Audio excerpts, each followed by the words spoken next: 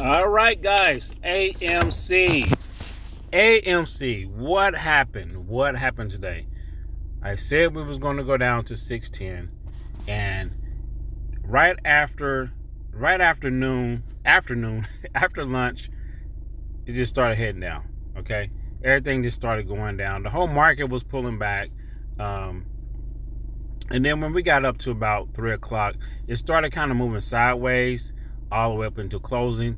But we went exactly where I thought we were going to go. I knew we was going to come down to, I'm not going to say I knew, but I just had a strong feeling of just by what I was seeing that we was going to come down to 610, and we did.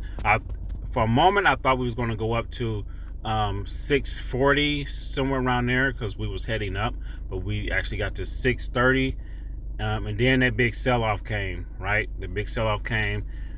We tried to recover right over here to 615, 617, and then it sold off again, going into lunch. And then after lunch, of course, people come back from lunch, you see a lot of buying in. That's what you see right there. And this is kind of typical. You see that all the time in the market.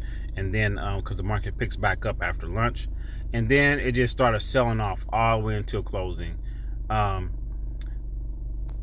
Don't be surprised if you see this in the after hours dip down, like really dip past the up under 6, okay, to like 598, 599, 597. Don't be surprised if you see that, because that is very, very possible that may happen in the after hours.